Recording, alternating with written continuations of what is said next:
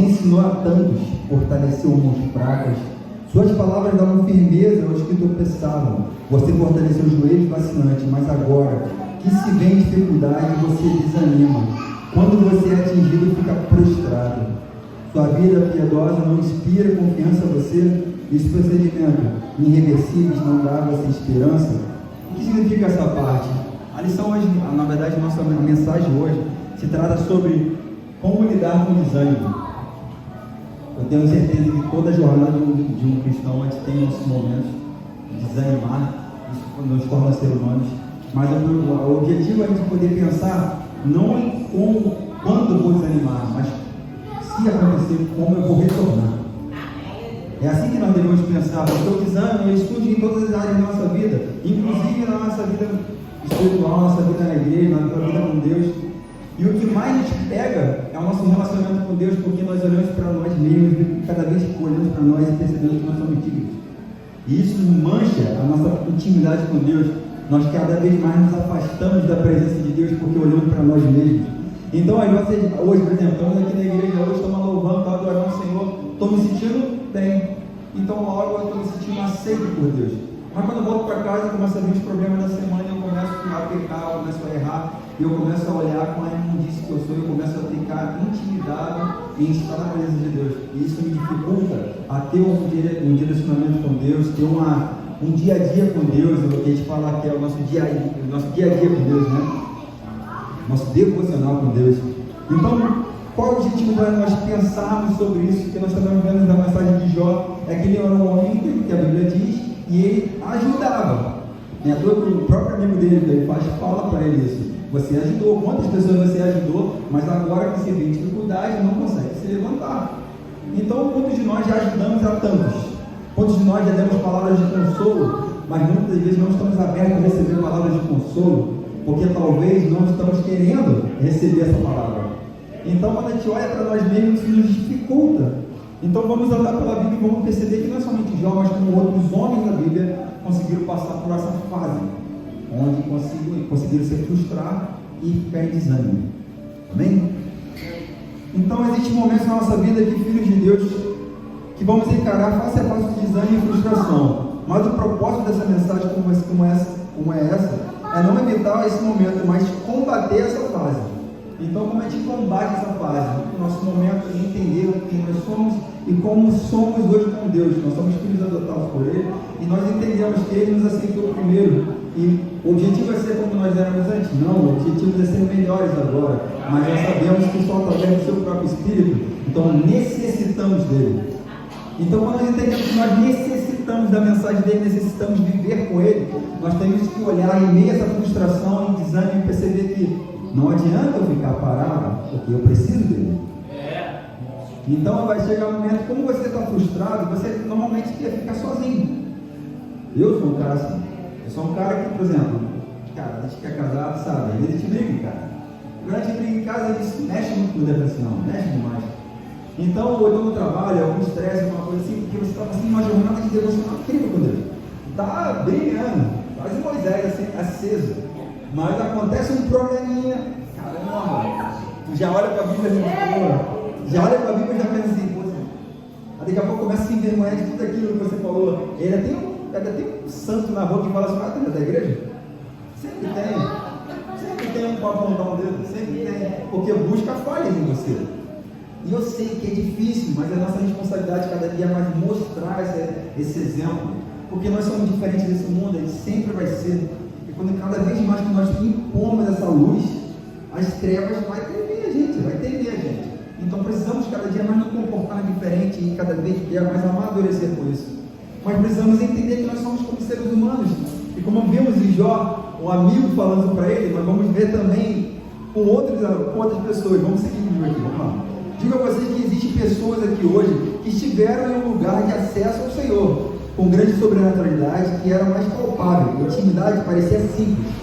Quem daqui já sentiu que já teve uma presença de Deus, é algo que talvez não consegue acessar ainda hoje?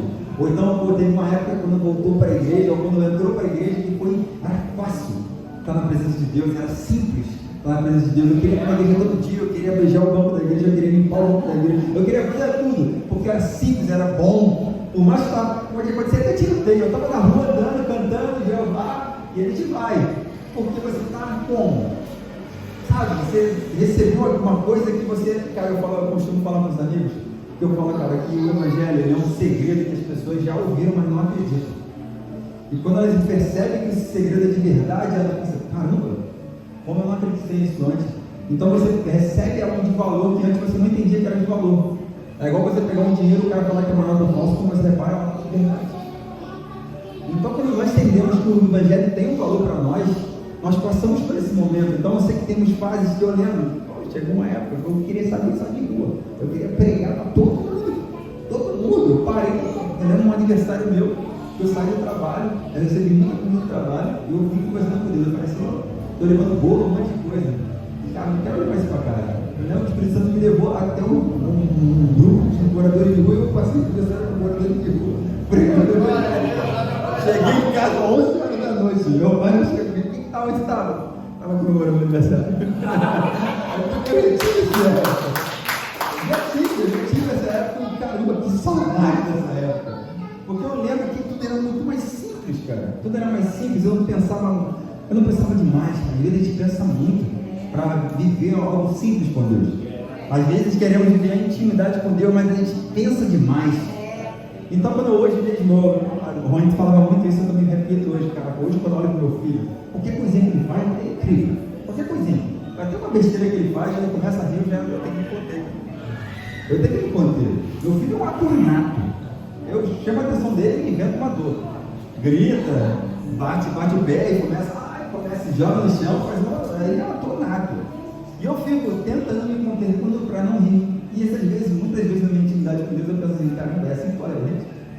Quantas vezes eu fingi que eu precisava da atenção? Porque eu fiz uma besteira. Quantas vezes eu fui carente? Quantas vezes eu fui carente, Deus? Quantas vezes eu pedi algo porque eu estou olhando a bênção do próximo e eu também quero.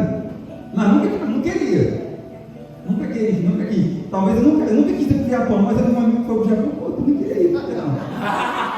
Eu sempre quero o que o outro quer. Então, muitas das vezes a gente é assim, a gente é ser humano e a gente é assim, gente. Desculpa. Mas essa é a nossa realidade. Precisamos entender que essa fase foi vista por homens de Deus na Bíblia. Podemos ver Pedro, um dos apóstolos que demonstrava ímpeto. Jesus, eu vou ficar contigo em todo momento.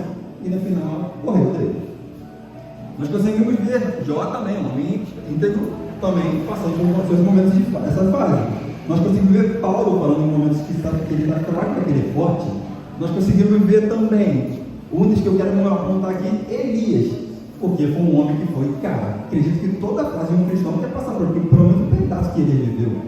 Não existe sobrenaturalidade que um homem viveu e viu 850 profetas sendo crucificados, terminados. E logo depois daquilo, fugiu de mim. É o homem mais bipolar da Bíblia que a gente consegue ver. Que é um homem que vive coisas incríveis, mas depois corre de ameaça. Então a gente vê frustração ao ponto dele correr, de sumir, caminhar e ir embora. E a gente vai seguir nesse contexto. Abre comigo em 1 Reis 18. 18 não, é 19. 18 é o momento que Elias vem lá no Monte Carmelo e morre 850 profetas. Olha essa fé.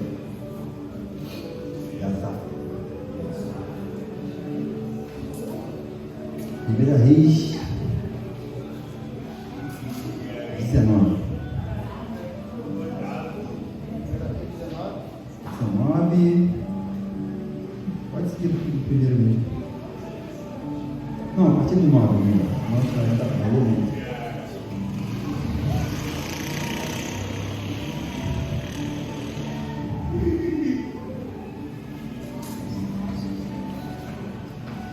O Senhor aparece a Elias.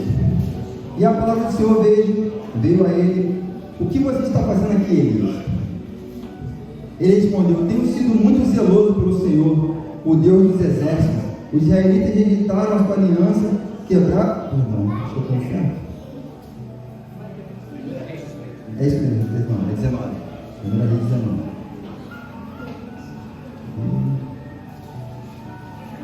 É isso mesmo, vamos lá.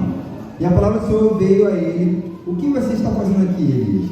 Ele respondeu: tenho sido muito zeloso, pelo Senhor, o Deus dos exércitos. Os israelitas rejeitaram a tua aliança, quebraram teus altares, mataram teus profetas e a espada. Sou o único que sobrou, e agora? Também estou procurando matar-me. Senhor, o Senhor lhe disse: saia e fique no monte na presença do Senhor, pois o Senhor vai passar. Beleza, ele saiu da caverna, ele foi para uma caverna. Monte Horebe. Então veio um vento fortíssimo que separou os montes e esmigalhou as rochas diante do Senhor. Mas o Senhor não estava no vento. Os problemas vieram. Está todo mundo me acompanhando? Os problemas vieram. Forte vento veio, mas o Senhor não estava lá. Depois do vento houve um terremoto, mas o Senhor também não estava lá. Depois do terremoto houve um fogo, mas o Senhor não estava nele. Depois do fogo houve um murmúrio de uma brisa suave. Quando Elias ouviu, puxou a capa para cobrir o rosto, assustado. Saiu e ficou à entrada da caverna. Uma voz lhe perguntou: o que você está fazendo aqui?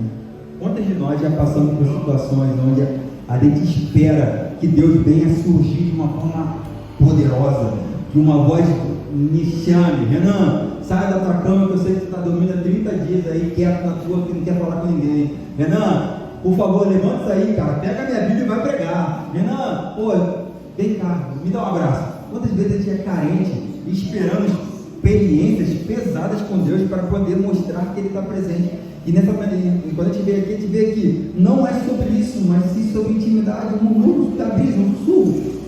Então, quando nós estamos nos preparando para receber de Deus algo absurdo, simplesmente por não conseguir ouvir a voz dele, nós estamos procurando em lugares, cara, talvez um pregador que grite muito alto, talvez uma música que cante ao teu coração, talvez num lugar bem distante, mas você pode estar simplesmente na sua casa e buscar um sussurro de Deus, que isso te restaura. Então a gente consegue ver nitidamente, cara, que temos essa fase vai surgir e sempre vai surgir. O problema é sempre como vamos nos posicionar a essa fase, como vamos lutar e vencer nessa fase. Eu sei que chegou uma fase para mim várias vezes, onde você começa a estudar e você começa a ver uma coisa que me incomodava muito. Eu falava direto. Quando eu não era da igreja, eu ouvi os outros falar mal da igreja. Quando eu entrei para a igreja, eu vejo o pessoal da igreja falando mal da igreja. Porque você vê divisão em tudo. Ou uma visão teológica, uma visão que um não gosta, de um pastor que o outro não gosta. Sempre teve isso, e isso é chato, eu não gosto disso. Eu não gosto disso porque o foco deveria ser Cristo e tudo mais. Para mim, o resto é só a mais. Mas eu entendo essas discussões, porque existe um zelo de alguns povos que o pessoal quer manter aquela certeza sobre aquelas coisas, para essa discussão teológica. Tudo bem, então eu compreendo. Então, se eu entendo que isso é um zelo para aquilo que Deus é, então, se é zeloso, eu devo me preocupar em guardar aquilo. Então, se eu devo me preocupar em guardar aquilo, eu não devo me frustrar com isso, porque tem pessoas querendo cuidar disso. Então, isso não é desculpa. Como outras coisas da nossa vida também não deve ser desculpa para me afastar de Deus. Então, eu não posso deixar uma briga com um colega me afastar de Deus, porque eu devo lembrar primeiro, porque Ele me amou primeiro. Então, eu não posso deixar o trabalho me atrapalhar e me aproximar de Deus, porque independente do trabalho, Ele me amou primeiro. Então, eu não posso deixar que o problema, que a doença, que minha família possa me afastar de Deus, porque Ele me amou primeiro e sacrificou Ele na cruz para me salvar. Para me salvar. E essa mensagem deve ser a mensagem que deve repetir na sua mente todo dia. Esse tipo de mensagem é algo que tem que ficar no seu coração diariamente. Porque isso que você vai usar para lutar contra a frustração, para lutar contra a depressão, para lutar contra o desânimo. É esse tipo de mensagem. Não é simplesmente um conselho maldado de alguém, porque você vai receber conselhos maldados. Se você procurar, você vai receber. Talvez um conselho que tua carne quer receber. Porque não é um conselho que tua carne quer receber, é tipo, tá obrigado pelo casamento, faça o que nem falar desse casamento. Depois que eu terminei o casamento, eu fiquei legal. A princípio, a carne bate assim, pô, é melhor mesmo. Mas não é desse jeito, não é assim que nós Deus ensina. Quando ele fala que nós somos uma só carne, ele fala que é uma coisa que é perpétua. Então eu entendo que existem momentos e momentos, eu entendo que existem motivos e motivos, mas não posso usar de um motivo de alguém que alguém viveu para usar como desculpa para mim. Eu não posso usar a frustração de outro para usar aquela frustração dele para mim. Então eu preciso entender cada momento e desempenhar bem a minha espada para poder lutar com a fase. Então o desânimo vai surgir, mas como eu vou me posicionar com desânimo, que faz a diferença. Jesus fala, no mundo terás aflições, mas tem de bom ânimo. Eu venci o mundo. Eu venci o mundo. Show? Então todo mundo lembra dessa frase. Às vezes, a gente lembra isso até como está popular. A gente já ouviu tantas vezes. Mas a gente, às vezes, não sabe enquadrar essa mensagem na hora certa. Eu lembro dela quando eu estou feliz, mas quando eu estou frustrado, eu não lembro dela. Eu lembro dela quando eu estou louvando aqui, Senhor Jesus, você é maravilhoso, mas quando eu estou frustrado, desanimado, eu lembro que isso tudo, mas não é comigo, é com as pessoas que estão na igreja. Ou então, ele é só comigo quando eu estou bem com ele, mas eu estou desanimado, não estou lendo a Bíblia, então ele não está comigo. Então, já que eu sou infiel, ele não é, ele vai estar sendo infiel comigo. Não, é o contrário.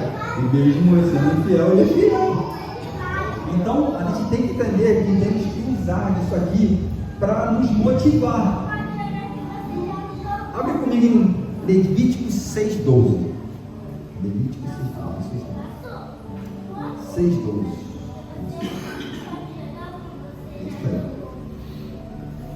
Gosto muito dessa mensagem aqui, foi uma vez que eu li há muitos anos atrás, como nós conseguimos manter acesa a chama da motivação no Evangelho. Mantenha-se aceso o fogo no altar, não deve ser apagado. Toda manhã o sacerdote acrescentará lenha, arrumará o holocausto, o sacrifício, sobre o fogo, e queimará sobre ele a gordura de ofertas em comunhão. Toda manhã, então toda manhã o sacerdote, você toda manhã deve renovar toda vez uma conversa com Deus, cada dia mais intimidade. Então é a responsabilidade do sacerdote, então a sua responsabilidade sempre está diante de Deus, querendo renovar essa afinidade com Deus. Não espere que Ele vai te buscar sempre. O que Ele busca? O que Ele busca? Quantas vezes eu estava longe e Ele foi lá e pegou pela mão, mas é sua responsabilidade em si manter motivado. A sua responsabilidade em manter aquela chama do primeiro amor. A sua responsabilidade em buscar, porque a mesma responsabilidade que nós temos de fazer isso com Deus é a mesma responsabilidade que você tem que ter no seu relacionamento com o seu casamento, no seu relacionamento com seus pais, no seu relacionamento com seus amigos. Porque se você não gerar intimidade, você não vai ter relacionamento. Então você tem que entender e levar para si mesmo. A responsabilidade é minha de fazer essa diferença. Então quando eu me vejo frustrado, eu preciso me levantar. Se eu sou fraco, eu vou atrás de um amigo, porque nós somos família para isso. Pastor, não estou conseguindo. Onde é que você conseguiu ouvir a mensagem dele? Eu sou meio fechado, cada falo para ele. Às vezes eu me quero, mas é errado, gente, não é certo não. Mas é certo mesmo, mas deixa eu se fechar em família, gente, porque eu entendo que temos fases e fases. Eu lembro que eu me afastei de Cristo anos atrás, já acontece a história várias vezes, e foi por causa da morte da minha avó, e eu fiquei muitos anos afastado. Não me abri a igreja, eu fazia ideia. Eu tive que passar muito no mundo para poder entender, cara, como Deus me amava, entendeu? Mas, cara, isso não é desculpa, esperar que Deus te busque, cara. Graças ao amor dele, ele buscou, mas poderia ser tarde. Até quando nós vamos esperar que aconteça algo miraculoso, algo incrível, como um terremoto, mas simplesmente veio com um sussurro. A minha experiência com Deus foi no quarto, não foi na rua, não foi ninguém esperando. Não foi na igreja, foi eu simplesmente. Deus, se cair mesmo, foi simples. Não foi, não piscou luz, não teve sombra, não teve terremoto, não teve nada disso, mas simplesmente o Espírito Santo me tocou e. Fez tudo. Ai, como faz tudo. E é o que eu mais não sei, mais desejo para a igreja bíblica e para vocês. É que vocês entendam, cara, como Cristo é maravilhoso. Que isso saia daqui motivando vocês. Que isso saia daqui enchendo vocês. E toda desmotivação que você tem saia agora. Vamos orar, vamos.